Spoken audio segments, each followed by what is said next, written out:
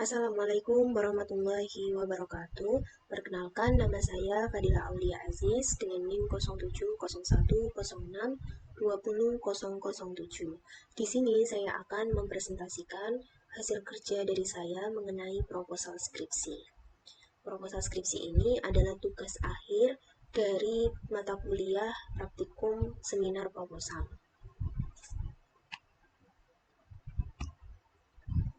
Kenapa nggak bisa sih? Oh gini ya. Oke, boleh. Assalamualaikum warahmatullahi wabarakatuh.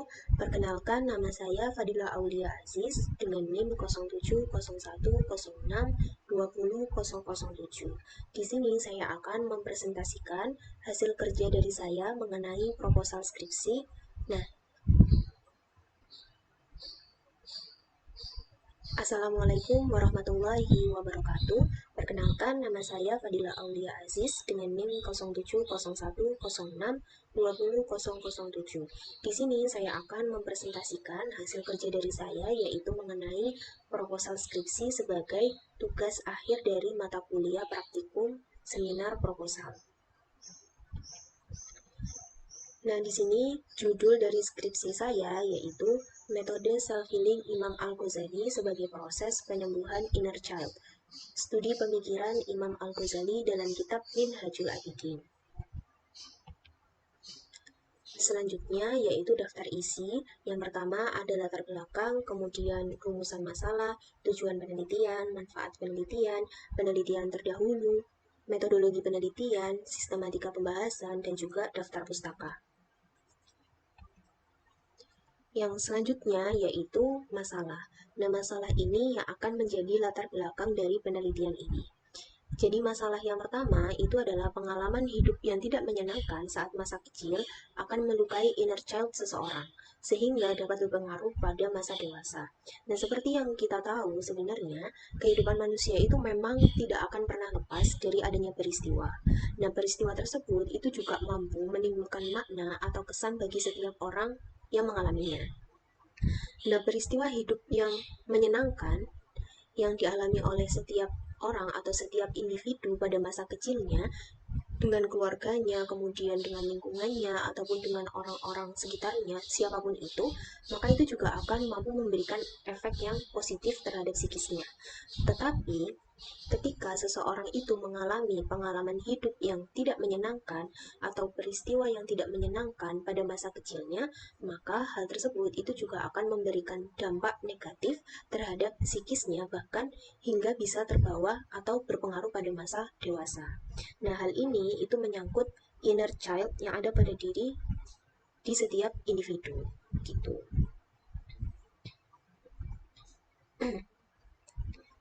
Nah, contohnya itu sebuah fenomena yang sering kali terjadi atau sering kali kita ketahui bahwasanya seorang anak yang memiliki keluarga broken home itu juga mendapatkan pengaruh dari adanya peristiwa atau pengalaman tersebut. Jadi seorang anak itu kan sering menyaksikan bagaimana pertengkaran ayahnya, bagaimana pertengkaran orang tuanya. Nah, setelah dewasa, anak tersebut itu akan cenderung memiliki sikap yang gak percaya diri, kemudian sulit percaya dengan orang lain, atau bahkan takut terhadap orang lain. Ya, takut terhadap dengan lawan jenisnya gitu. Sehingga dari sini itu bisa disimpulkan bahwasanya peristiwa itu memang mempengaruhi atau memberikan pengaruh terhadap psikis seseorang. Seperti itu. Nah, kemudian masalah yang kedua itu adalah seseorang yang inner child-nya itu terluka akan menunjukkan masalah kepercayaan, kemudian perilaku adiktif, kompulsif, dan hubungan saling ketergantungan. Jadi, dari sini itu sebenarnya ditunjukkan bagaimana akibat dari inner child yang terluka, yaitu berkaitan dengan psikisnya, atau kita bisa lihatnya itu dari pola perilakunya. Biasanya seseorang dengan trauma masa kecil itu sering merasa tidak percaya diri, kemudian sering sering kali marah ataupun mudah tersinggung, kemudian sering merasa khawatir dan merasa nggak aman gitu dengan sekitarnya. Nah, perilaku yang seperti ini itu dikatakan sebagai bentuk pertahanan diri terhadap bahaya yang memang diciptakan oleh lingkungan, yang mana itu sebagai bentuk manifestasi pola pengasuhan masa kecil.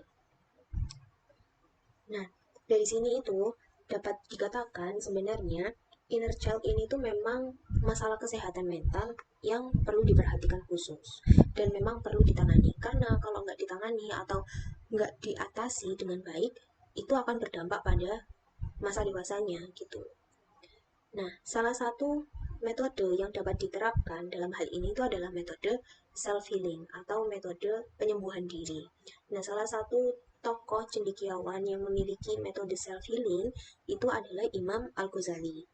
Nah, Imam Al-Ghazali itu adalah merupakan salah seorang ulama besar yang memiliki pemikiran dalam berbagai bidang luas, termasuk tasawuf, kemudian teologi, filsafat, dan lain sebagainya.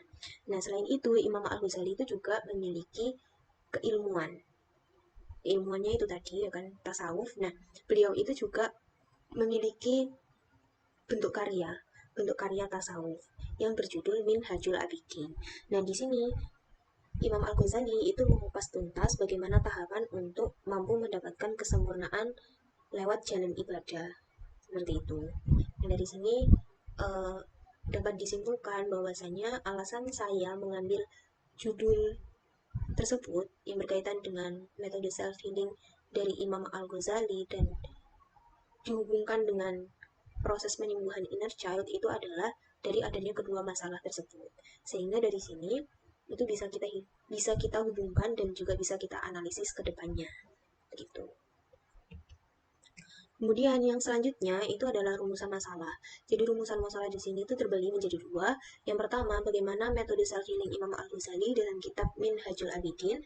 Dan yang kedua, bagaimana analisis relevansi metode self-healing Imam Al-Ghazali sebagai proses penyembuhan inner child. Oke. Yang selanjutnya yaitu ada tujuan dari penelitian ini. Yang pertama yaitu mendeskripsikan metode self-healing Imam Al-Ghazali dalam kitab Minhajul Abidin, dan yang kedua mendeskripsikan analisis relevansi metode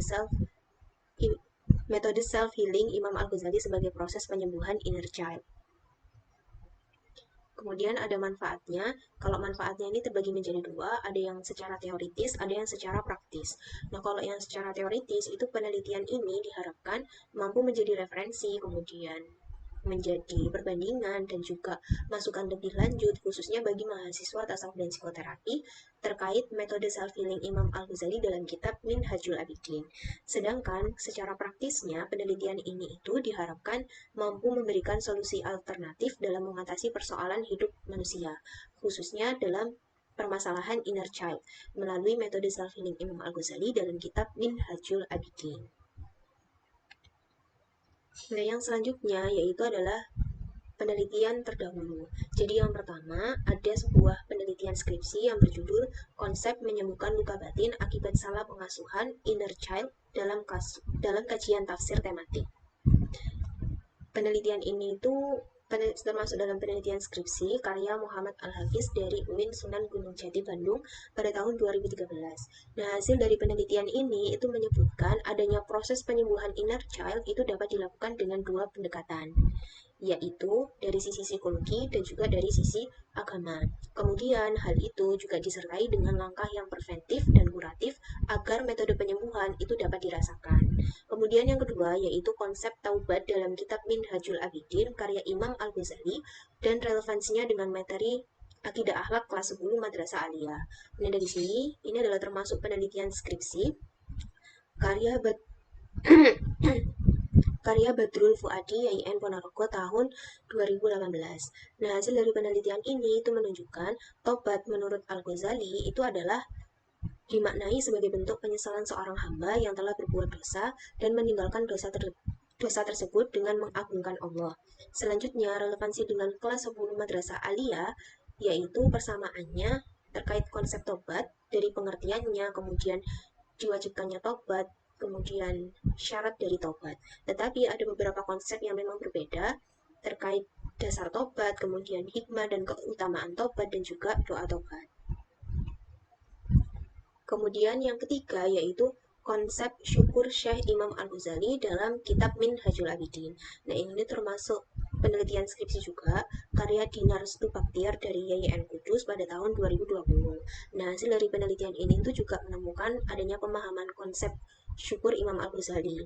Nah, pemahaman konsep syukur Imam Al-Ghazali itu diataskan dua sebab. Yang pertama itu agar kekal kenikmatan yang sangat besar, sebab jika tidak disyukuri itu akan hilang. Dan yang kedua, agar nikmat yang telah kita dapatkan itu bertambah.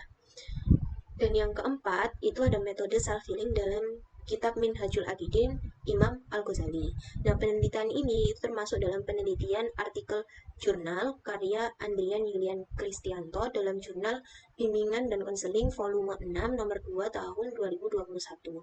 Nah, hasil dari penelitian ini itu terdapat 7 tahap self-healing dalam mengatasi stres dalam kitab Minhajul Abidin Imam Al-Ghazali, yaitu mulai dari mengenal diri, kemudian menerima diri, mawas diri, melepaskan, merefleksikan, dan juga bersyukur. Kemudian yang selanjutnya itu adalah metodologi. Nah, yang pertama itu adalah metodologi penelitiannya. Nah, metode dalam penelitian ini itu menggunakan penelitian yang kualitatif, yang mana menyajikan pemahaman terkait permasalahan yang terjadi dan dianalisis dengan sistematis. Nah, selanjutnya itu dideskripsikan dan nantinya itu juga akan mampu memberikan informasi bagi masyarakat. Kemudian yang kedua yaitu jenis dari penelitiannya. Nah, jenis dari penelitian ini itu adalah penelitian pustaka, yang mana bersumber dari berbagai macam literatur seperti buku, jurnal, kemudian penelitian terdahulu, artikel, dan lain sebagainya, yang mana itu berkaitan dengan permasalahan yang akan diteliti. Nah, kemudian yang ketiga yaitu adalah pendekatan penelitian. Jadi pendekatan penelitian ini menggunakan pendekatan psikosofistik, yang mana mengaitkan ilmu jiwa atau ilmu psikologi dan juga tasawuf atau sufisme, terutama pada proses penyembuhan inner child dengan self-healing Al-Ghazali dalam kitab tasawufnya Minhajul Abidin. Kemudian yang keempat itu adalah analisis data. Jadi analisis data yang digunakan dalam penelitian ini adalah deskriptif analisis, yang mana analisis ini itu dilakukan dengan cara mendeskripsikan atau menggambarkan data yang telah terkumpul sebagaimana adanya. Nah, kemudian yaitu adalah sistematika. Jadi ini sistematika pembahasan. Pada bab pertama atau bab pendahuluan itu berisi latar belakang, kemudian rumusan masalah, tujuan penelitian, manfaat penelitian, penelitian terdahulu, metode penelitian, dan juga sistematika pembahasan. Dan yang kedua itu adalah berupa landasan teori, yang mana ini tuh berisi deskripsi self-healing dan juga inner child. Seperti kalau self-healing itu mulai dari pengertiannya, kemudian tujuannya, manfaatnya, macam-macamnya itu seperti apa. Nah, yang selanjutnya yaitu adalah inner child. Nah, kalau inner child itu dimulai dari pengertiannya, kemudian cara bagaimana mengenali inner child yang terluka itu seperti apa, dan yang terakhir itu adalah penanganannya.